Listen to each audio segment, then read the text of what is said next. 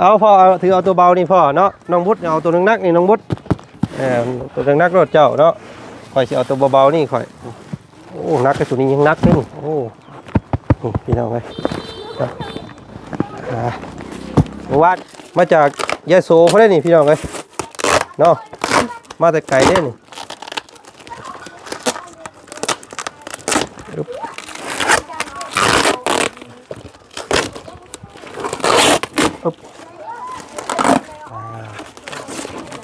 หอยเดี๋ยวมันเต้นออกได้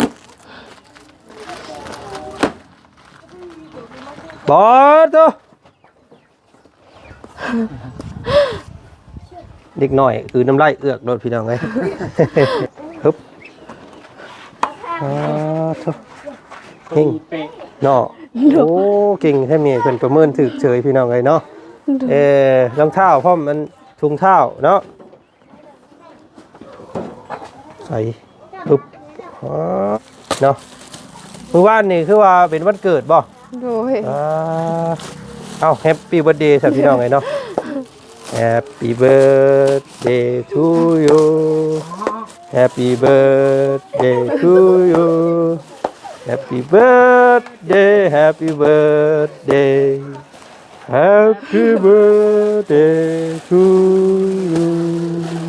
ฮะโอ้เอ้าแม่เพิ่น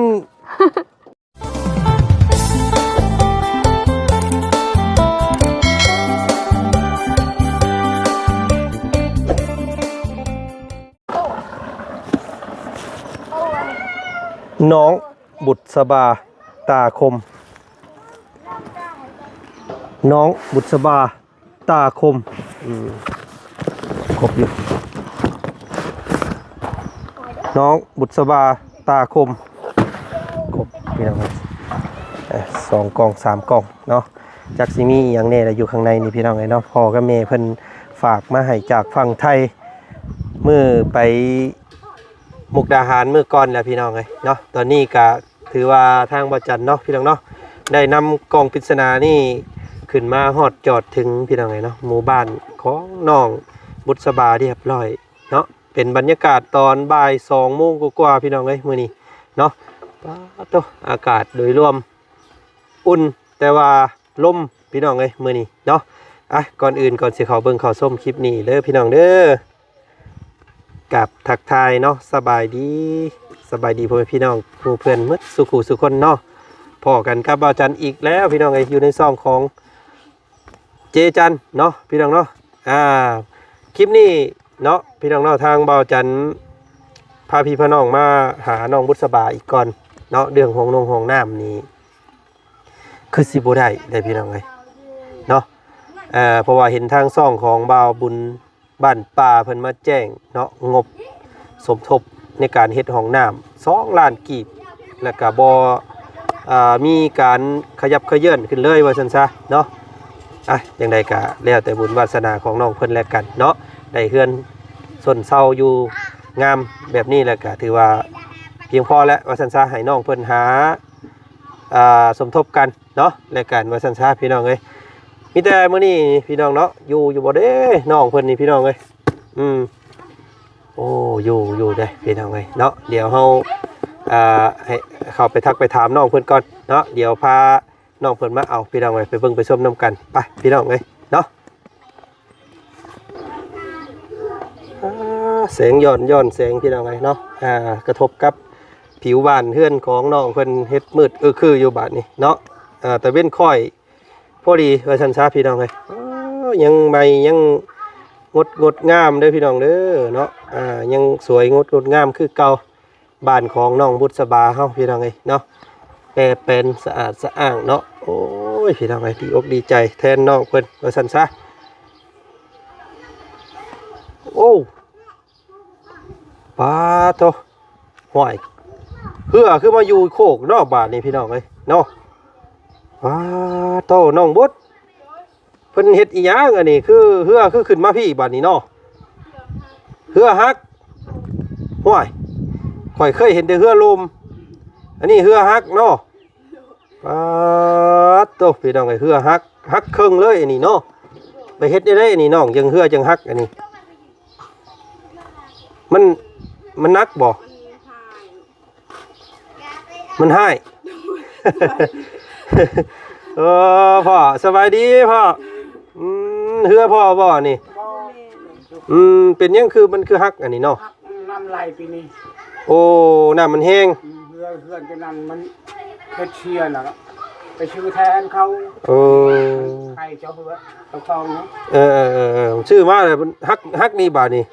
ฮักมงจอดนี่อันนั้นเพิ่นกำลังสิจอดบ่พ่อนี่โอ้โอ้เฮือเล็กพี่น้องเอ้ยเป็นเฮือเล็กโยมเฮ็กเล็กอันนี้เนาะมันก็เลยบอบบางก็เลยฮักว่าซั่นซะฮักครึ่งพี่น้องเอ้ยเนาะน้องบุตรไปจักขึ้นไปขี่อันนี้เฮ้อข่อยว่ายันน้องบุตรไปขี่เลยยันนักไปจักจังฮักเนาะต่อกำลังเฮ็ดหยังอยู่นี่อ๋อกำลังสิตำมะฮุ่งกินมานอนอยู่ตุลุมตะล่างบาดนี้เนาะมันฮ้อนอยู่เทิงๆเนาะมาดินอยู่ตุลุมตะล่างพี่น้องให้มีเสื้อมีสัตว์นั่งอยู่ตะล่างเนาะมุงจู้พื้นจู้ไผ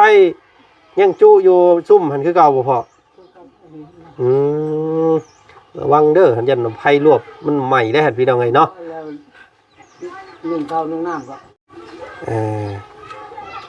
พี่น้องไงเนาะยามฟ้ายามฝนเพิ่นแหละจังขย่อยเข้ามาจูอยู่ตะลุมตะลางพี่บาดนี้เนาะพี่น้องไงเนาะก็โอ้ยใช้อันผู้ใดอยู่แน่ลูกไปทางไหนเพิ่นเลยพ่อน้องน้อยเพิ่นน้อยไปเฮียนโอ้เขาเฮียนมื้อนี้วันจันทร์เนาะได้ปูปลาอยู่บ่ช่วงนี้โอ้ยพอบ่ชูหาแล้วหาบ่ได้ใช้เวทใช้แต่มองแล้วปลาน้อยได้แต่ปลาน้อยเอากินปลาน้อยชำนี้โอ้ระวังเด้อกำลังไข่ดินี่ฮะไข่เป็นไข่โอ้พี่น้องไอ้ปลาเนาะปลานี่เบิ่งหันพี่น้องไอ้เพิ่นปลาอีหยังพอปลาน้ำปลาจาดปลาน้ำเนาะปลาขาววันเฮาเอิ้นเนาะปลาขาวน้อยปลาขาวหน้าโอ้ได้ปลาตัวนี้ช่วงนี้เนาะ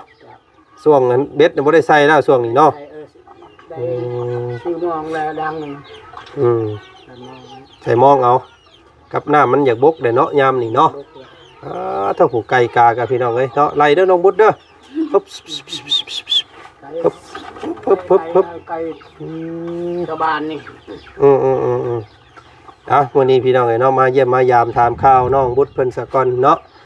ได้ยินข่าวมื้อนั้นว่าสิไปเฮ็ดเวียกเฮ็ดงานว่าซั่นพี่น้องเอ้ยยังบ่ทันได้ไปบ่น้องโดยยังไปนิบไม้เจ้าเนี่ยพี่น้องเอ้ยเนาะเนาะมีผู้ใดแน่เข้ามาหาบ่มีไผเลย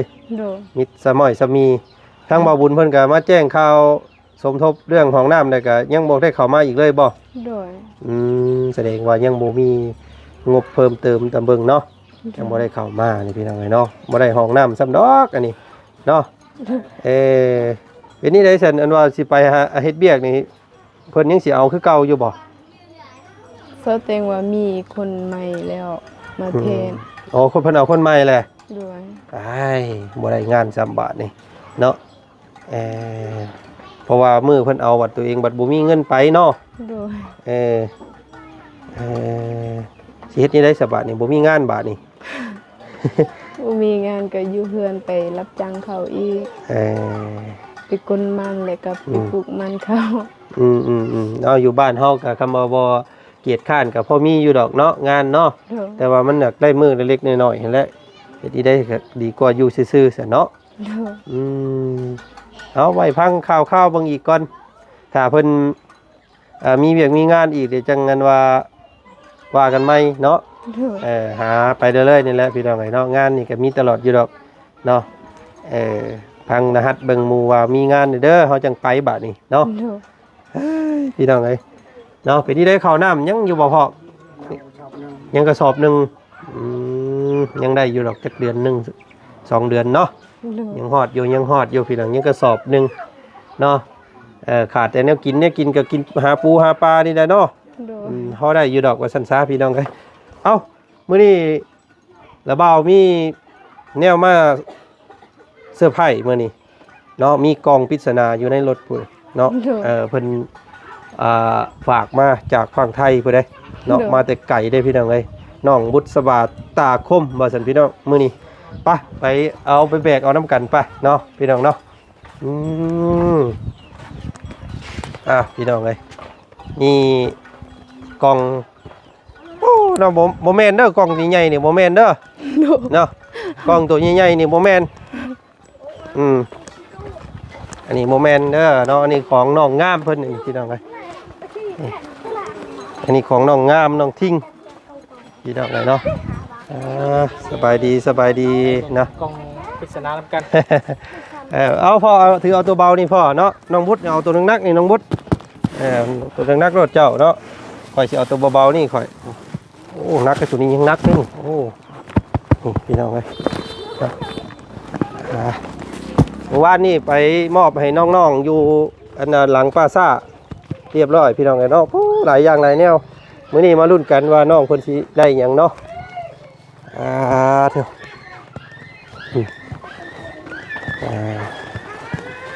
ปับเนาะเอายับเข้ากลางคุณน้องเจ้าน่ะเขานั่งกลางด้วยเนาะเบิ่งเนาะตัวนี้มันเบาๆนี่ก็ส่งสีก็ซีเมนต์ของราคาแพงตัวนี้พี่น้องเลยเรามาแกะตัวอันนี้ก่อนเนาะอันนี้คู่อยู่แล้วอันนี้เนาะเป็นมาม่าอันนี้พี่น้องเลยหมูมีอย่างยัดใส่หัวเนาะบางคนหมูมีเนาะใช้บาทนี่เอาอย่างแกะเอามาแกะมันยุ่งน้องบุตรได้นี่แกะมันยุ่งแกะข้างนั่นมันยุ่ง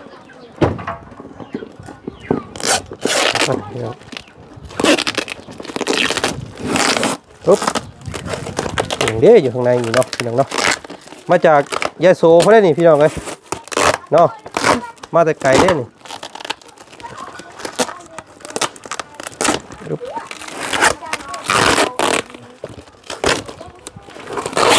ปุ๊บหอยเด้อมันเต้นออกเลยบอสตัวเด็กหน่อยคือน้ำลายเอือกโดนพี่น้องเลยโชมีอย่างแน่นี่เบิ้งหัน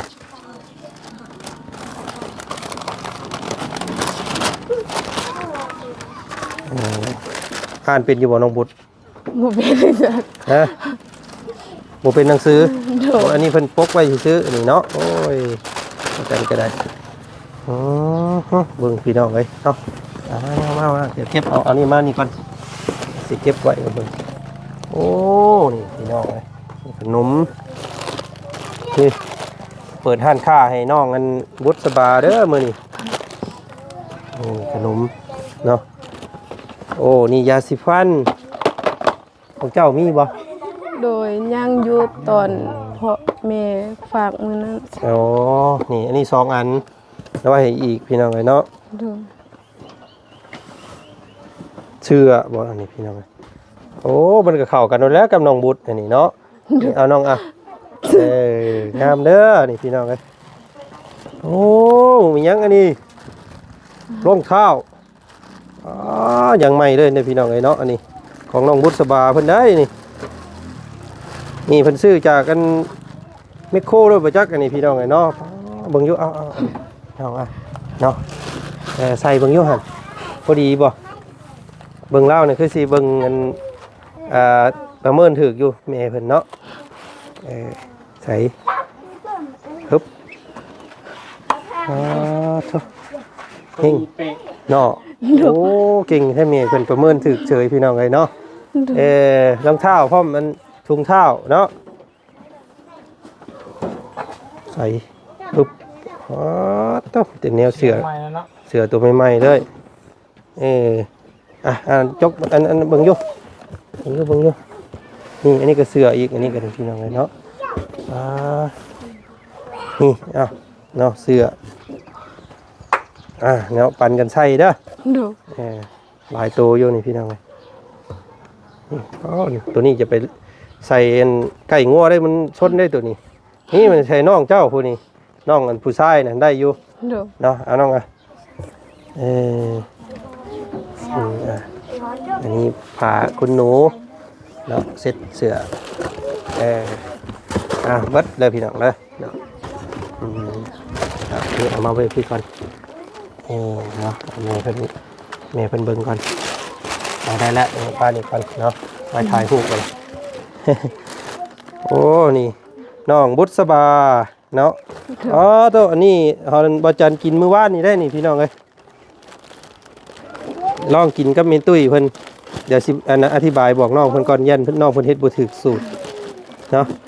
คำเฮ็ดบ่ถูกสูตรก็มันแข็งอันนี้ก๋วยจั๊บอุบลเนาะต้มน้ำลวกแล้วก็ทรงคือเฮาต้องมีนั่นแหละตัวนี้ง่ายๆเนาะแต่ว่าตัวนี้เจ้าต้องเอาเส้นมันไปแช่น้ำก่อนแช่ให้มันคุยมันอันนั้นแหละจังต้มเด้อเนาะอันนี้ต้องแช่น้ำก่อนนะน้องเนาะโต้หลายถุงพี่น้องเอ้ยนี่เนาะนี่ปันหมูปันพี่ปันน้องกินได้น้องเด้อแม่เพิ่นมอบให้พี่น้องเนาะนี่โอเคเสื้อผ้าได้แล้วมียาสีฟันขนมก๋วยเตี๋ยวพี่น้องเอ้ยเนาะแซ่บอันนี้แซ่บเนาะรับรองเบิ้งบาทนี่มาแกะเบิ้งตัวนี้เบิ้งโยบาทนี่เนาะน้องบุตรน้องแกะเบิ้งโยห้องเนาะตัวนี้น่าสิเป็นของขวัญเจ้าได้ตัวนี้เพิ่นเนาะเมื่อวานนี่คือว่าเป็นวันเกิดบ่โดยแฮปปี้เบิร์ธเดย์ครับพี่น้องเอ้ยเนาะ Happy birthday to you Happy birthday to you Happy birthday Happy birthday Happy birthday to you ฮะโอ้เอ้าแม่เพิ่นข่อยรถป้าไว้ล้างรถล้างล่างแม่เพิ่นเอาเงินใส่น้ำบ่ซั่นนี่เบิ่งอยู่หั่นเท่าใดนี่พี่น้องเอ้ยเนาะตายข่อยรถดีท่อมันบ่ปิวตกอันรถกี่นี่เนาะบ่ได้ฮู้ได้นี่แม่เพิ่นเอาเงินให้นี่บ่ได้ฮู้ดิโอ้ยเกือบเป็นเฮียพี่น้องเอ้ยเนาะนับเบิ่งอยู่นับเบิ่งเนาะโอ้เบิ่งนับซอยโอ้1 2 3 4 5 6 7 8 9โอ้ล้านหนึ่งอยู่นี่โดยนี่ล่ะนั่นก็ล้านหนึ่งคือกันเบิ่งหันพี่น้องไงเนาะ2 ล้านกีบพี่น้องไงเนาะจับถ่ายรูปกันน้องหลานเนาะนี่ฮอดมือน้องบุษบาแล้ว2 ล้านกีบก็เท่ากับ3,000 บาทเนาะ3,000 บาทพี่น้องไงผู้โชเหตุงานได้เดือนหนึ่งพอได้นี่เนาะเดือนหนึ่งจักสิได้พอได้นี่พี่น้องไงเนาะโอ้นี่แม่เพิ่นสิแม่นแม่เพิ่นฮู้ล่วงหน้าแล้วเนาะแม่เจ้านี่วันเกิดนะเพิ่นก็เลยแฮปปี้เบิร์ธเดย์เนาะน้องบุษบาเด้อเพิ่นว่าพี่น้องนี่อันนี้ป้ายแฮปปี้เบิร์ธเดย์จากแม่ยุ้ยเนาะฟังไทยมันบอกแม่นฮักก็คุยแล้วโทรมาแล้วโทรมาอยู่บ่เอาเก็บเบิ่งอยู่ของขวัญตัวนั้นเงินเก็บไว้ก่อนเนาะ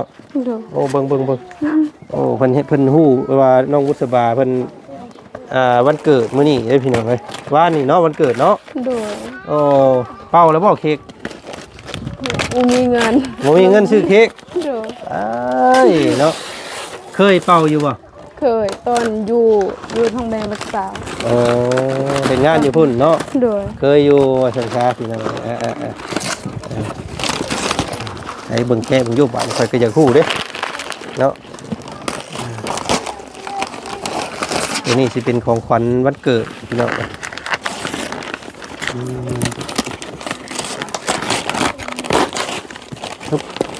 ทุบไอ้ ปึ๊บ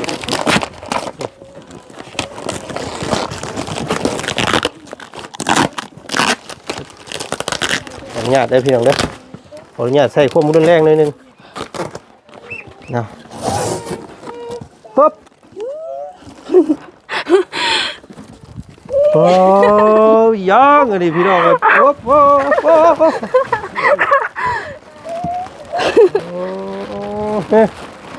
โอ้ยตุ๊กตาตุ๊กตาบาร์บี้